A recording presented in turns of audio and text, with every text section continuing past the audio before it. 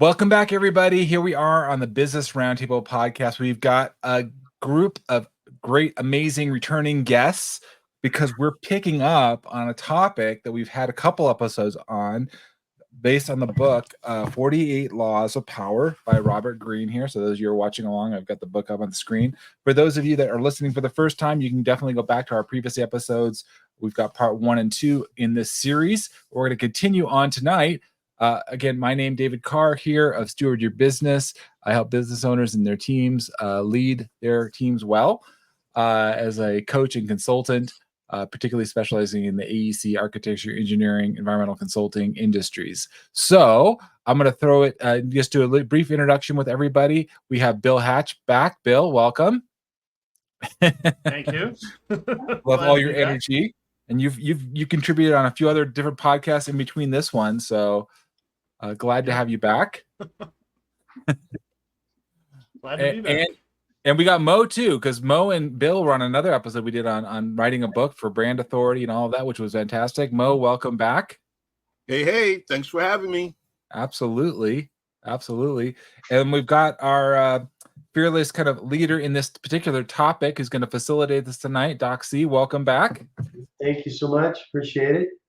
Absolutely. So you're the one that introduced this book to the podcast. You're familiar with it. This is new to me. Mo has had some experience with the book. Bill and I were new to it, Doc C. And so, I appreciate you bringing this in and maybe just kind of set the stage again. So somebody who's catching this episode for the first time, maybe, just help us understand the basis of this book, Doc C, and we'll jump into the Law 11 to get us going. But just a background. Yeah.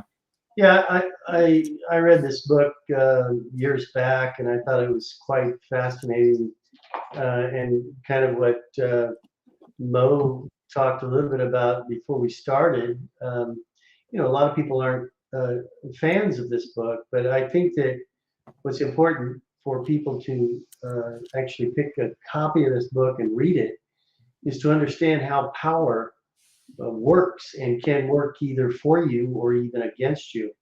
And I think that that's what these 48 laws, I'm pretty sure that we can all come up with some other laws as well, but it's an eye-opener to actually see, or at least read and find out what's really happening in the corporate world.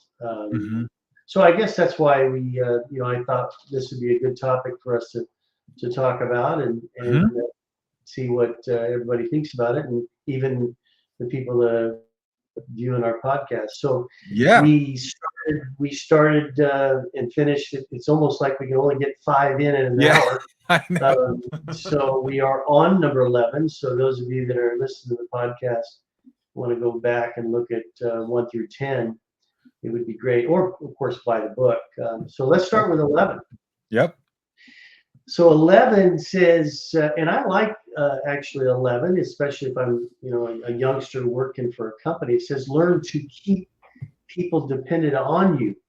In other words, make your superior or managers or whatever dependent on you. And I really like this one because the more you do that, guess what? You become more valuable to them.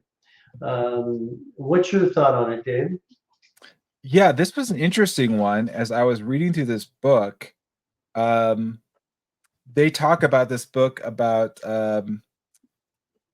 this king and Bismarck and how he figured out how to position himself, and he didn't go to the powerful people. He went to kind of the less powerful to become, again, what you're saying, Doxy, to like become more.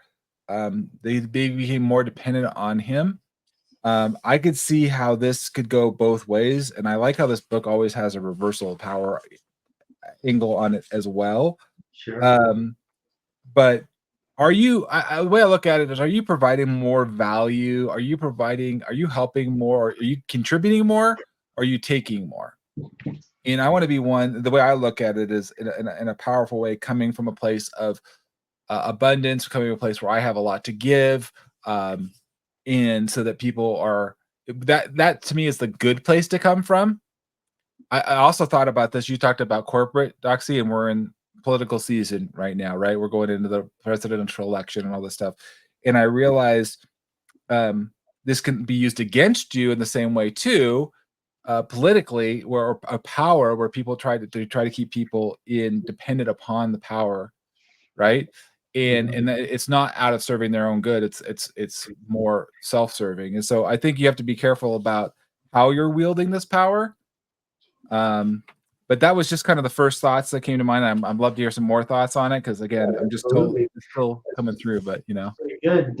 Mo, what's your thoughts on this law number 11?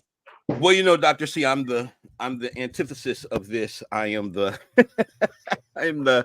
anti 48 laws. I'm definitely contrarian on this one for sure. The concept itself, I find it to be self-servicing power at the expense of others, domination through manipulation. In this time that we're in, I think it's great for politicians.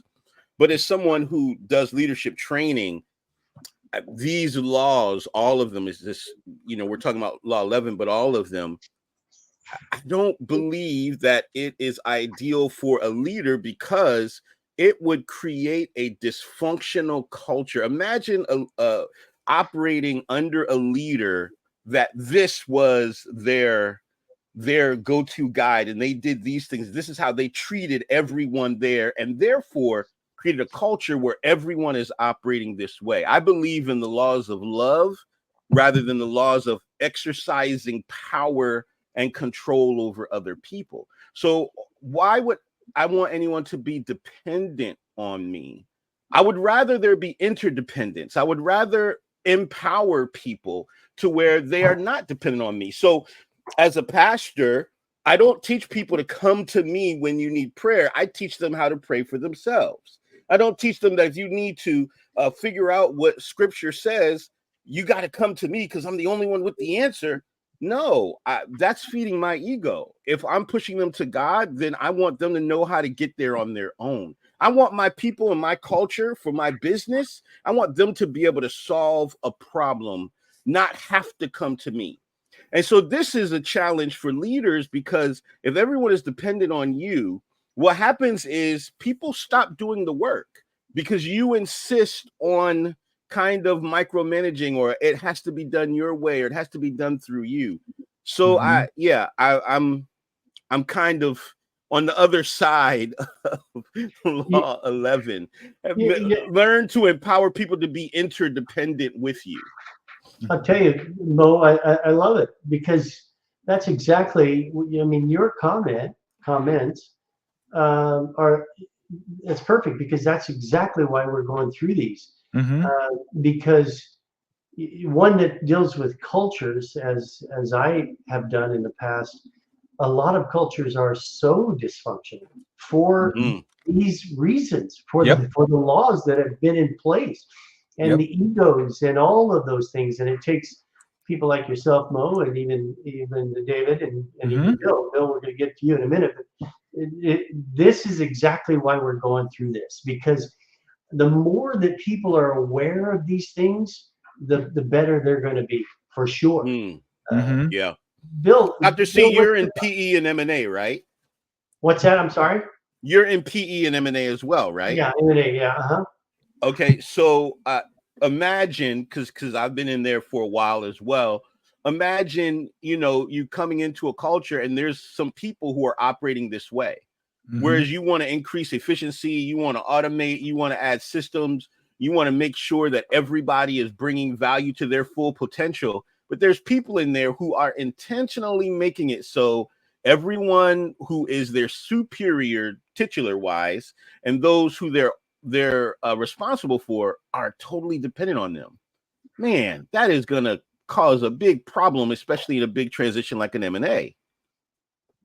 Yeah, it does, and just piggyback what you're saying is that, look, the culture is tough enough, and then you bring in egos and all these other things.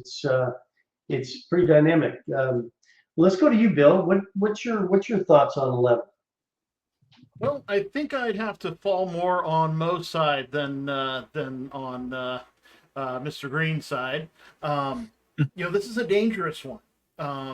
you can use it for a lot of bad things, and it definitely should serve as a warning to people who are looking out for people using this on them. Mo, I liked you when you referenced interdependence. It reminded me of Stephen Covey and the 7 Habits of Highly Effective People. Dependence is a place you grow out of. The path that Covey gave was from dependence to independence to interdependence, and interdependence was the goal that you wanted to reach to become most effective. But when I was first thinking about this one, it made me think of the old saying to be indispensable, not irreplaceable. And if people are dependent on you, you're now becoming irreplaceable, which means you're going to be stuck again. And so this is one that yes, having people be dependent on you is a form of power. Yeah. And you can hold on to that power and really control a lot of things and get yourself to a really great position, but only in that position. You now can't leave because you've got all these people dependent on you to do that one thing. And so forget about vacations and retirement and promotions and if you're not careful with this. Because you don't want to get stuck. And so now wait a minute, who's actually for this number 11? Who's for it? Yeah, I haven't heard anybody for it yet. Well, there's ways that you, on all of these laws, there's different ways of looking at this. I mean, if you want to, if you read Learn to Keep People Dependent on You, now if you think about this for just a minute, it could be very positive, meaning that if I want to just go through my day 8 to 5 and go unnoticed, then I'm not going to get a raise or even a better position or all of those things. Now, if I now make myself available to the manager, the vice president, or whoever else, and make them dependent on me on a day-to-day basis, that improves my value to them. And it will also improve my chance to actually move up in the corporation. I mean, that's one way you can look at this. You can look at it from a positive way. And that's why all of these laws, and David mentioned right at the beginning, is there's one way or another way. There's just different ways of looking at these laws. In theory, I think that you could probably say that about most things, but he uses some very absolute language here. And to learn to keep people dependent on you, because that's going to provide more security and freedom, because the more they need you, the more you can do that.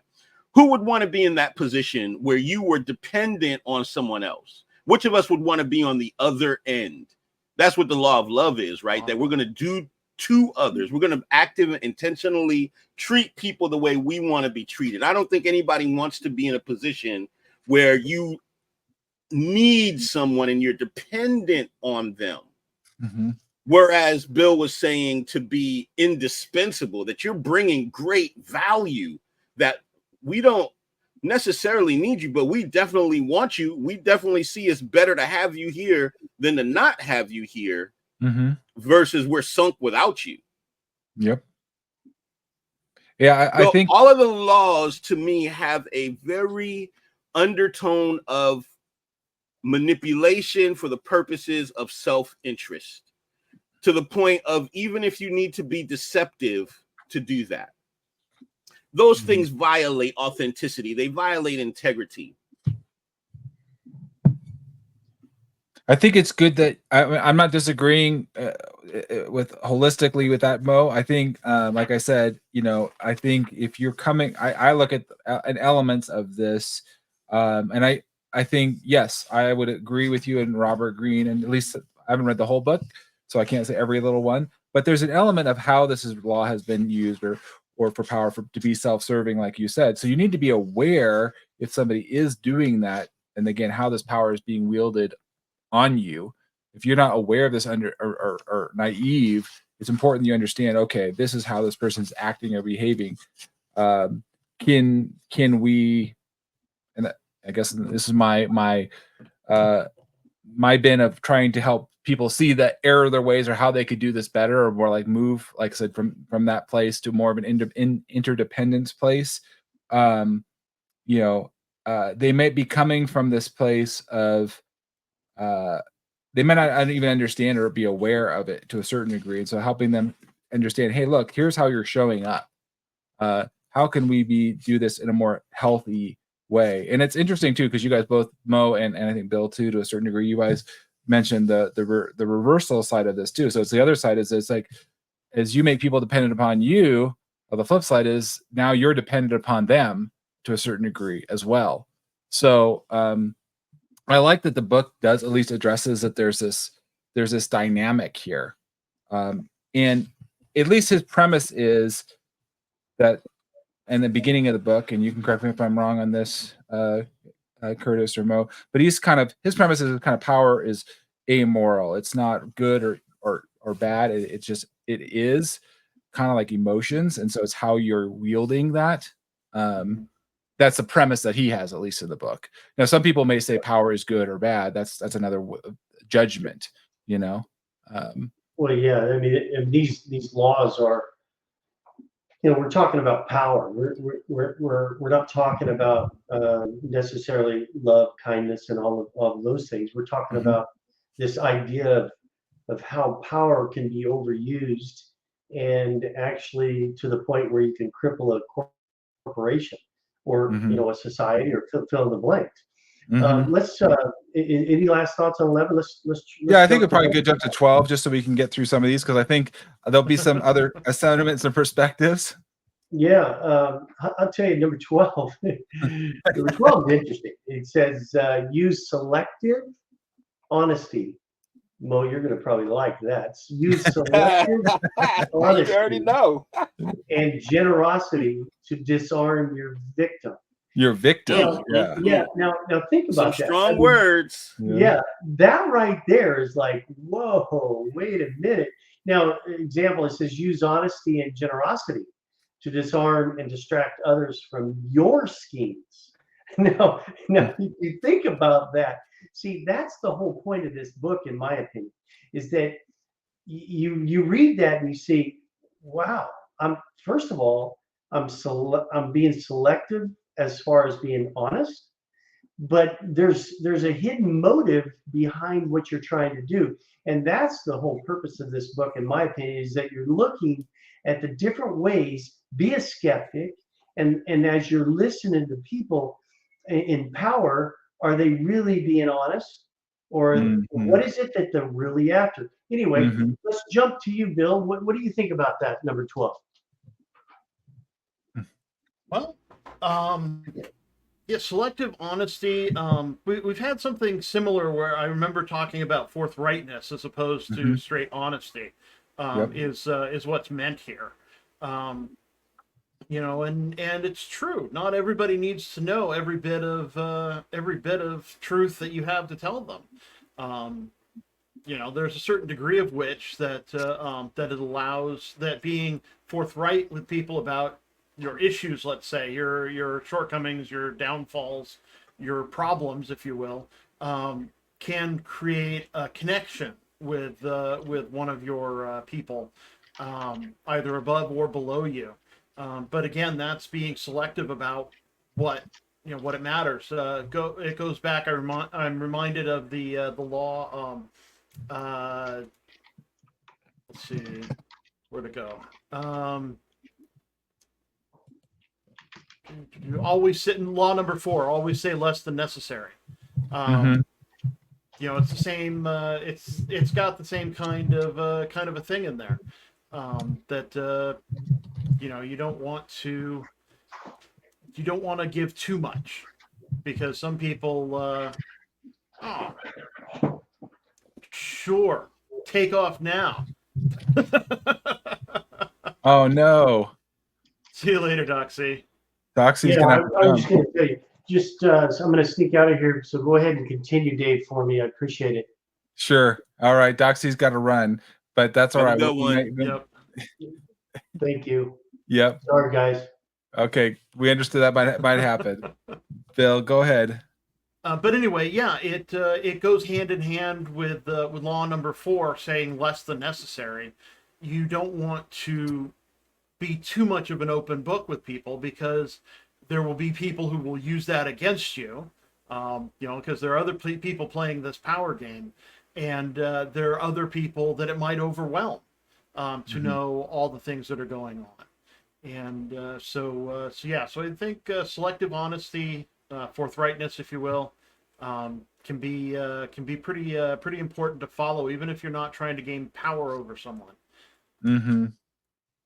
Well, it says here in the first chapter, it says, chapter 12, it says, judgment. Our sincere and honest move will cover over dozens of dishonest ones. Open-hearted gestures of honesty and generosity bring down the guard of suspicious people. Once your selective honesty opens a hole in their armor, you can deceive and manipulate them at will. A timely gift, a Trojan horse, will serve the same purpose. So it's an interesting thing. Again, Mo, to your place of like, what is your motive here? And I think, I think this ambition to, get something and pull something over on somebody is obviously not a good way of, I don't believe, a good way of living, but this is something we have to be aware of, I think, as a power that could be used against us if we're not, being wise, and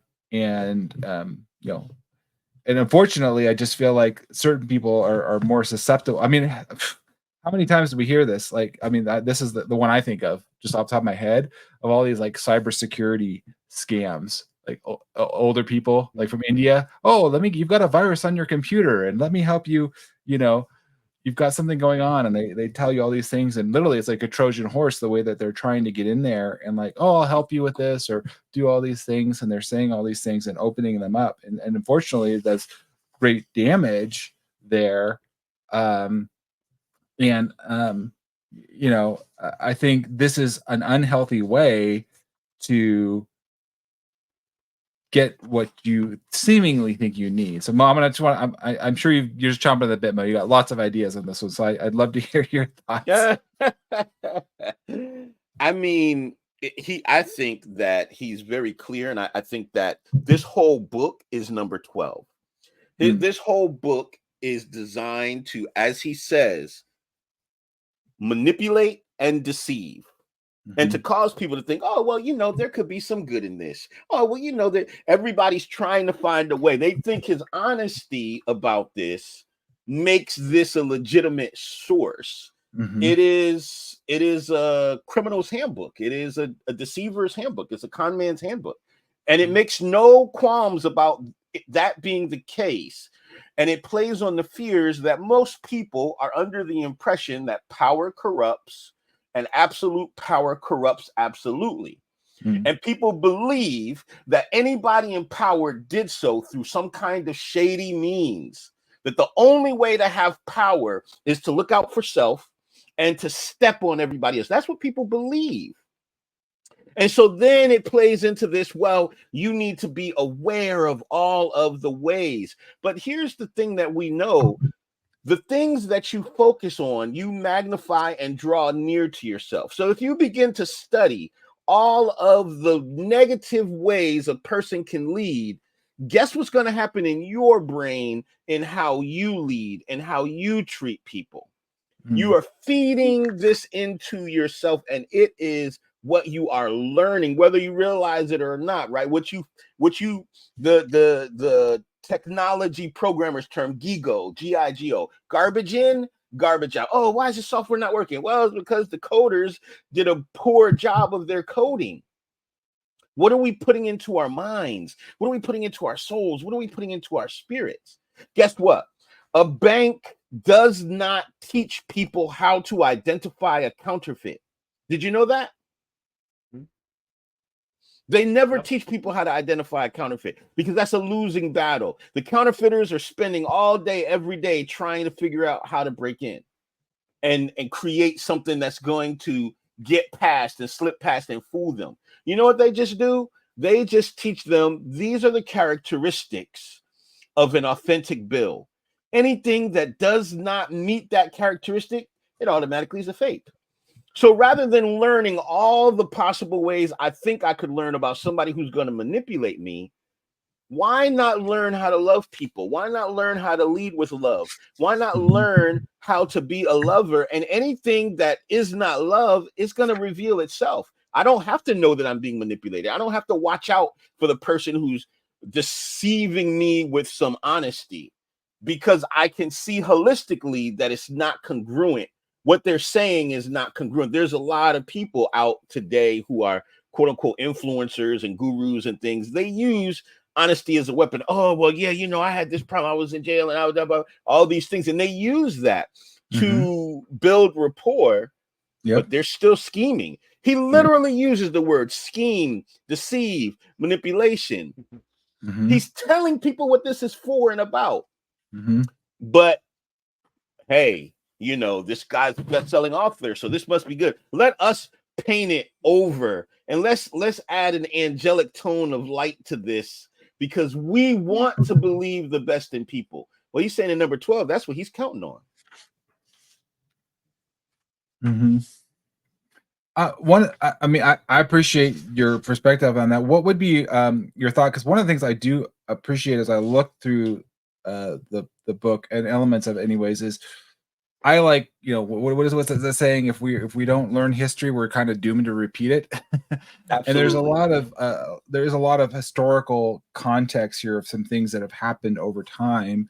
And I don't know, that's maybe just me because I'm a lover of history. I love learning kind of things of the past or what has come and where this has come. And in fact, I'll even, you know, read the Bible. I'm reading the Bible right now, going through like Kings and seeing like, oh man, that king, the way he responded to the other kings, you know, dang, he really abused his power there, right? And so I like learning, just for me, of like kind of in some ways, okay, that's our human condition. And to what your point is saying, Mo, is, oh man, these are all broken people, but they're all, from a Christian perspective, as I think, you know, they're all loved by God. And how do we, like you said, show up for them? And if people are living in this way, you know, I guess, you know, just looking at this, it gives me kind of an opening or I don't know, say the appreciation, but I think it just gives me an understanding, like, okay, this is why they're doing this. Is like, okay, they're trying to get this, okay, but there's a better way.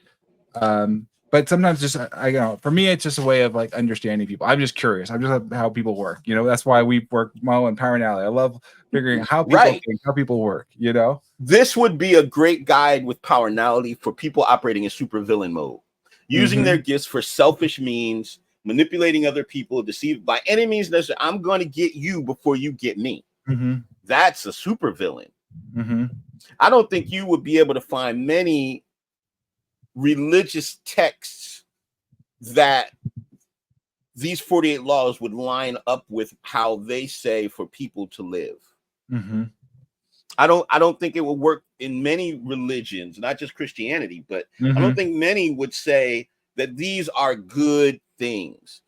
Selective honesty is a great way to say lying, because you're selecting when to be honest. That's why, you know, in powerality, we tell people authenticity is a key, and we give the formula for authenticity: integrity plus transparency. We don't use the word vulnerability. You don't need to be vulnerable. You don't need to give everything, but you should be transparent. So yeah, there's a glass. So when you go to Five Guys to get a burger, you can see what they're doing.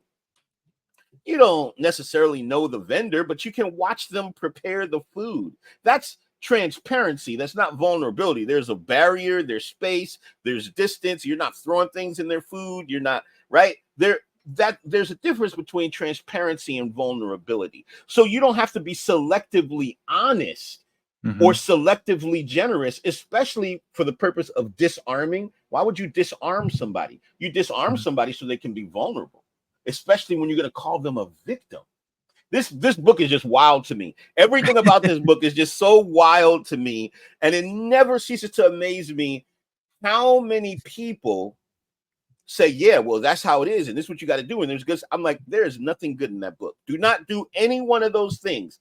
Don't follow a single one of them. I should Let me probably book let me ask the you. 48 laws Let of me ask love or you. something.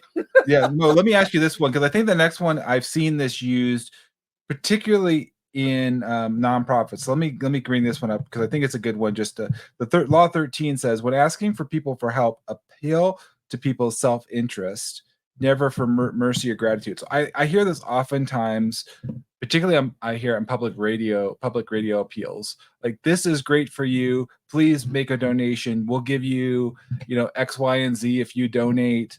Like, this is really good for you. And so this is a mercy. I mean, somewhat to appreciation, but I see this sometimes used out there in the world. And they're like, appealing to them in that way.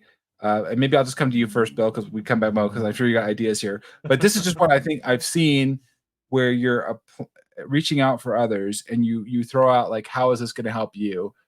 To get support. So, Bill, I'll throw it to you first. Just thoughts there.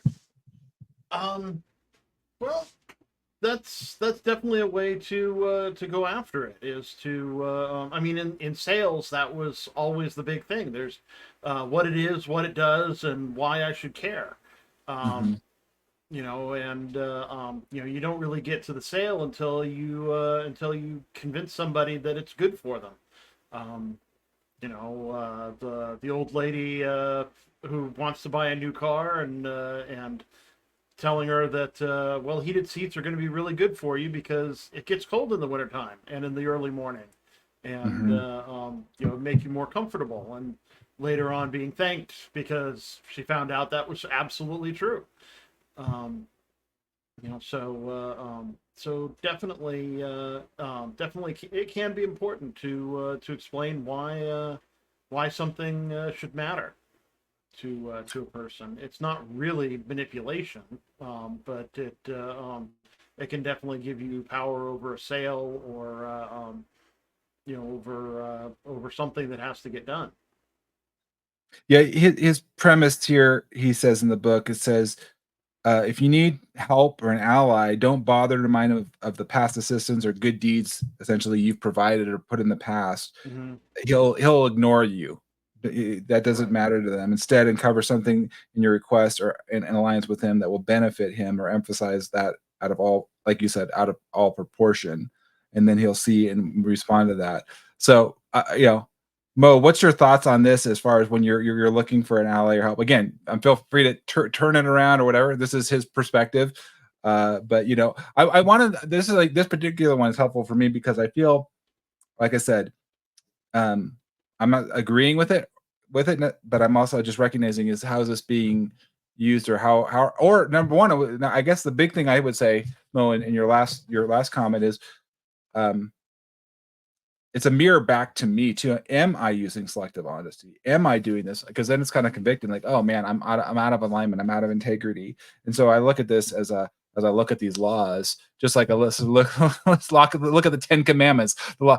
Okay, yep, violated that one. I'm out. The law is basically showing I can't measure up to the law, or I'm in violation of the law, and therefore I need, for me as a Christian, a savior, a God that comes and is the bridge there for me. But thoughts, Mo? Man, as a Christian, the 48 laws of power, do they look like Jesus? Not at all. No. So if they don't look like Jesus, who they look like? Like the world, the people. I think we know. I would go even Man. farther than that, and there's a individual that we would say that this mimics, that we throughout history have attributed to him and his manipulations and deceptions. I think that what makes it manipulation is not the thing. It is the motive. It is the intent behind it. The heart. It's not bad for you to walk down the street and see a little kid and say, "Here, little kid, here's some candy." That's not manipulation. But if you put on the side of a van free candy and parked out in front of the school, I mean, that's manipulation. It's not the thing that makes it manipulation. It's the heart behind it. And so this is to manipulate someone to help you. We talk about scripture a lot on here. Scripture specifically says that when you give, you should not give out of compulsion or manipulation, because God loves a cheerful giver. You want somebody to give to you because you had to manipulate them? He says, never their mercy or gratitude. Why would you, if you need help, why would you not appeal to someone's mercy? Why would you not appeal to their gratitude? If it can only work in their self-interest, and most people operate in a selfish state of being, right? Yep. But when you need help, you are in need of help. You're not in need of reciprocation. That's the difference between a business and a charity. It's a transaction versus a love expression. If your tire is flat and your cell phone is dead and you don't have a spare tire and somebody drives by and you're like, "Hey, you mind if I use your phone real quick?" And they're like, "Yeah, $20." I mean, it's funny. This is in the chat now because I was literally just about to talk about how the value of this would be in the right way of doing this, where Zig Ziglar says you can have everything in life that you want if you'll just help enough other people get what they want. But that is not to say that the only reason you're giving is because you want them to give you something back, or the only reason they're helping you is because you gave them something. There is something in the law of reciprocation, and what he's saying is don't rely on the laws of reciprocation. Don't rely on the fact that if you do something for somebody, they're automatically going to be inclined to want to do something for you, that you have to appeal to their selfish motive. See, a person who is self-centered believes everyone else is self-centered. He says, don't ask for mercy or gratitude. That doesn't work. You gotta manipulate them, and you just gotta be transactional. How would this work in a marriage? How would this work in a business partnership? So in order to get help, you've got to give them something they want. See, when you really apply these in context to real life situations, that's when it shows the manipulation and the deception. And the fact is, I would never want to be on the other side of this. Would you want your spouse to utilize this law? Probably not. Yeah. This is why I'm opposed to the concept. Well, there's always some good in it, or there's another way to look. No, there isn't. It's evil. All of this is evil. Period. There's not a single one of these laws has a good motive behind it. Not a single one. It's So let me ask you about being somebody you don't really want to be, and you never want to be on the other side of this. one of the things, and I appreciate that. I appreciate this. I think we're just gonna keep chipping away a little bit here. One of the ones that was coming up in law 14 was, and I think this is an interesting one because I want to get to this one because there's an example in here I want to ask you about, and you too, Bill, because in law 14 it talks about pose as a friend and work as a spy. In one of the examples, in an example they talk about this was in World War II, how the reversal of the law was actually, this is the reversal, so it's actually what the reversal is, instead of pose as a spy, work, or I guess pose as a spy, work as a friend. But one of the things which was interesting here was that I thought this was interesting. So they're talking about World War II here, and the Nazis had these spies, and they basically were bombing London, and what was happening was they were posing as they were, switching out. So they basically were giving misinformation, because they were, there was agents in England, and they were supposed to communicate information back to not Germany about bombing. And so they would get misinformation, basically lying. They're manipulating these people into giving false information to prevent the destruction of London and Piccadilly and the Tower Bridge. The bombing kept getting further and further away because of the misinformation, because of the way this power is being used. Now, I guess the question would be is, if they didn't observe that law, possibly they could have been giving key critical information that would have contributed to the decimation of London. And so just thinking about this particular law, in the way that this reversal pops up, what would be your thoughts there, Mo?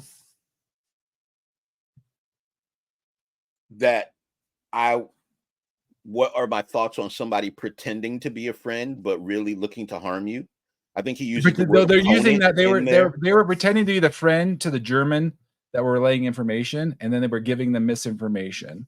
So they were manipulating. They could have actually told them the direct information, but they were posing as a friend, and they were actually being a spy for London to protect the people. So they were giving misinformation to the Germans, that were going to be bombing London. That makes sense. Remember in the beginning, I said this is good for politicians, right? But what of any person who reads this book? What of anyone who listens to this podcast? Which of us are in a situation where it's the stakes of national security and we're talking about planes bombing our city? What are these stakes where we have to become inauthentic? We have to pretend to be something we're not, that we would fake friendship, that we would be inauthentic, that we would be manipulative, that we would be deceptive, that we would be untrustworthy, and we're really seeing them as an opponent, and we're lying and we're cheating and we're stealing. What is the situation? That's why I always bring these back to, would you want your company culture? Would you want your employee? Would you want to be on the other side? Would you want your spouse? Would you want your child? So what is the application of this in a real life scenario where this is going to work for the typical person, where they should pretend to be a friend, but actually be a spy so you can control them? What's that situation? Well, I was just again, I get what you're getting at, Mo, but I was again speaking to what they're talking about in the book, and then and you're right in the political side, because this is something Winston Churchill says. He says, "Truth is so precious that she should always be attended by a bodyguard of lies." In the political sense, what you're saying in war, that's where he was saying you need to be careful about what's being penetrated. I mean, the Germans, there was like the Enigma box, right? The Enigma that they had to decode, as far as protecting people. So I don't know that we're going to get to that place again. Exactly. I hope we probably won't. But I can tell you that the average person doesn't, in their career, in their business, in their whatever. I've had many businesses where I've had competitors send people to come and work for me. And I call them out because my culture is always suss them out. When you have a culture of honesty and integrity, it's hard to be a liar in that situation. What we're putting out, what we're creating, makes it very, very difficult. I've always had them identify themselves. Well, actually, to tell you the truth, we're here because they're so impressed by our authenticity. They're so impressed by the truthfulness of what we are and what we do, and that we're the real deal, that we're not just talking about it, but we live it. And so what happens is they're like, well, to tell you the truth, I'm here because no problem. You can still stay here. I want you to go back and report. That what is going on in our life that we need to, one, be afraid of a spy, and what is going on in our life where we would ever need to lie about pretending to be a friend when we're not. Again, if you're talking about living a Christian life, I mean, so you're saying be Judas? You bring up a good point, though, in the legality. I mean, I'm in the world of contracts and things like that. No, where I've had to sign non-disclosure agreements and things like that to not disclose any key critical information. So I'm withholding key information that could be shared if unethically with others. So I think being cognizant of the information, that is a form of power, how you're wielding that power. And managing it, right? And somebody's entrusting you with key information, but they're requiring that you abide by. And this is not nothing faith based. This is the world of business that we talk about a lot here, because this is the Business Roundtable podcast. We do share our personal faith and our background there, but this is not people that necessarily ascribe to that, right? So. Yeah, I absolutely want to address that, but I do want to give Bill an opportunity to say something. I don't want to monopolize all his time. Go ahead, Bill. Well, the non-disclosure agreement in many ways is probably just about the only time that we're really going to be in a position of having to withhold the truth of something. When we go to work for somebody, or we're going to consult for a company or something like that, and I heard that people had to sign an NDA to get into Paisley Park when Prince was alive. So that you're not supposed to tell about what happened. What's right? No recording, no recording, But yeah, that's really. I mean, World War II is a great source for great examples of when when withholding information would apply when acting as a friend, like the people who would give out. Who was the guy? He was basically giving out Japanese passports to Jews in occupied Europe, and so they could get out. Oh, like Schindler's List? And we have like Schindler's List and a few other people that don't get mentioned often enough for the good work they did of getting people out of occupied Europe during the war. These were definitely times when you had to act like a friend, and do other things behind your friends' back. I mean, I think World War II is a good one. They were doing the wrong thing. Yeah. I saw The Hiding Place earlier this year, Connie Ten Boom, where they hid Corrie Ten Boom. Corrie Ten Boom. Sorry, thank you, Corrie Ten Boom, where they hid people, so they were hiding, and the Germans would come and knock, and do you have these people? No, we don't have these people, right? Nope. Yep. And so there will be times in this life when we'll have to not reveal some truth. But yeah, it's not like it's an everyday thing. I mean, I know stuff that nobody's ever going to ask me if I know, because it would just be too incredible that I know it.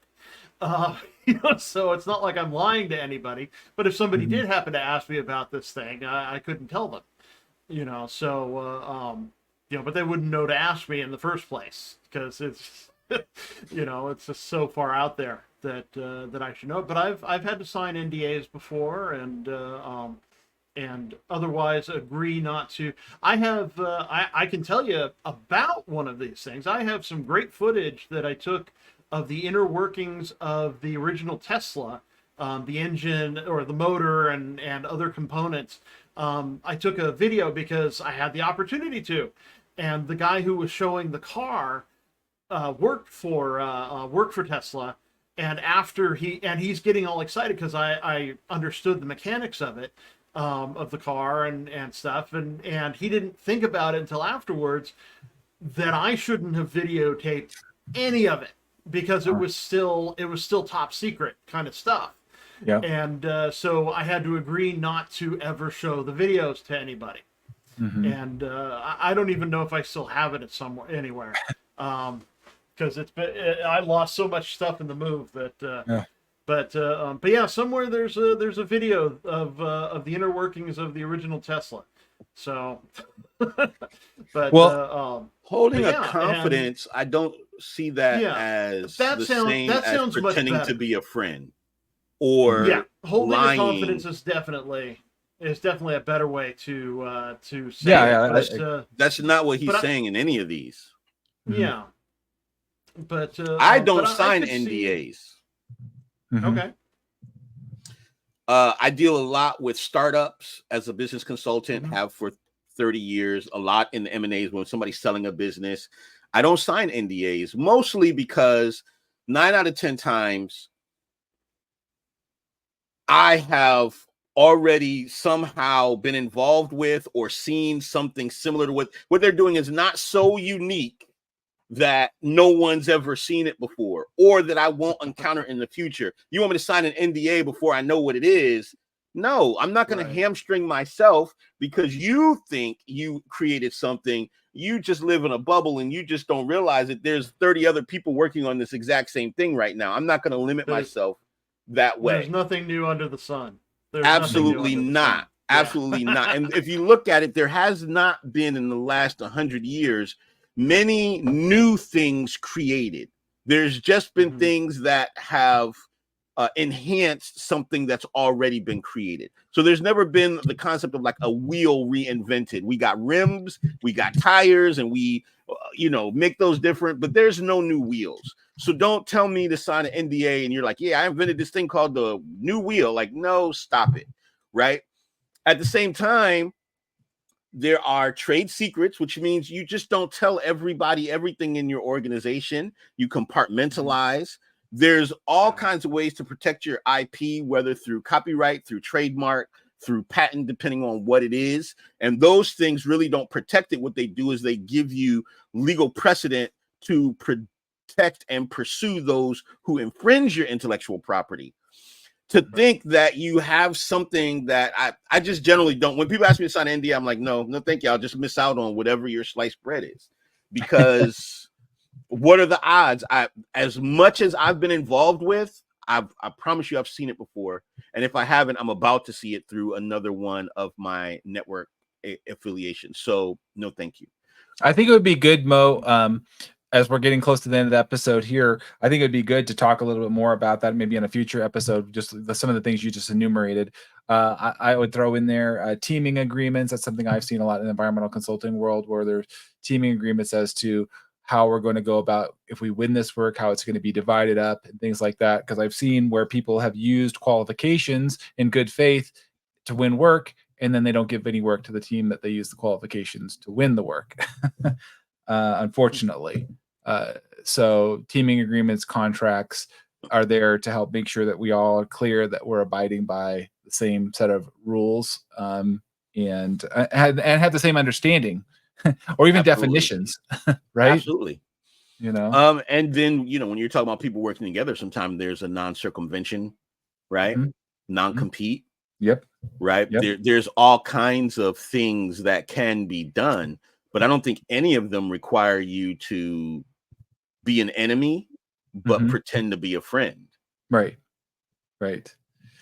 I think this is probably a good pausing point. We missed Curtis to get more of his inputs on, but I think I appreciate both of you giving some good information, thoughts to think about, and I think that the whole point of the podcast is that we're learning from each other, we're sharing, giving insights, and so hopefully as you're walking away from this, you've got some you've been empowered, you've got some knowledge here, and you can apply that to your life in a positive way.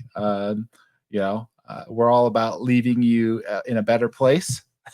And I appreciate Bill and Mo coming on tonight and sharing thoughts. Just anything final as we kind of wrap up? I'll come to you, Bill, and back to you, Mo, as we wrap up for tonight. Well, I think really what we have to watch out for is what Mo said earlier. The old axiom: power corrupts, and absolute power corrupts absolutely. So you need to be careful when using things like the 48 laws of power, especially that dependency one. That one just stinks. But yeah, that's what I'd have to say about it. Is Thanks, Bill. if you do decide to use these these tools, then be careful, because it's playing with fire. Yeah, I think look, yes, be wise in how you're anything of the world, anything out there. Look, test it, make sure that it's right and pure, like you said, Mo. That is it getting us in that place or not? And so, Mo, final thoughts here. Yeah, you don't have to be Hamlet. It doesn't have to be et tu brute. It doesn't, you don't have to poison people and stab them in the back to get power. Focus on gaining influence through love. I would just say, I don't see any good in the book. As much as people love the book, I don't think every book has value. And I think the value of this book is pretty scary. I think it just tells, if you want to be a good gang member, if you want to be a good mafioso, if you want to be a manipulative type of politician, then this is a perfect guidebook. But I encourage people to look at ways to lead with love, and these things then become irrelevant. You don't even have to know them, because your love is going to build the wall that's going to protect you from these kinds of things, of someone who's attempting to manipulate. I appreciate you having me. And if next time you want a contrarian on, it's boring if everybody says the same thing. We want to have that. Not everybody can take the innovator intensity, though. So, I know you got to do it in spurts. Maybe next month you'll let me back through or something. No, I mean, the point of having a roundtable is we don't want everybody to say necessarily yes. We want ideas to be challenged, thoughts. That's all helps us grow, become better. And that's why we have a roundtable here. And that's why if you're the listener hearing that and you don't have a community and a connection, reach out to any one of us. We would love to help you in the capacity from leadership, like Mo and myself and Powerality, Bill, and we're here as a resource. So we appreciate you guys subscribing, leaving your comments, leaving your reviews. We will respond to them, each and every one of them. As you leave a comment, a message, we'll follow up with you. It's really, really valuable. We've got a number of guests that have been knocking on my door to get on the podcast. We're kind of doing some one-on-one I'm doing some one-on-ones and group ones. So follow along. You'll see our upcoming episodes on YouTube. This will be also rebroadcast and on LinkedIn. We do events. And so if you want to get on the podcast, we'd love to hear from you too. We got some new voices coming on. Bill, Mo, thank you both for just coming on, spending some time here on the Business Roundtable podcast and sharing your thoughts and ideas and encouraging business owners and leaders. Thank you, David. Thank you, Bill. Yeah. Thank you, Mo. And Dr. C. Wherever he is. Wherever he may be. Yep. All right. Thanks, guys. Have a great night.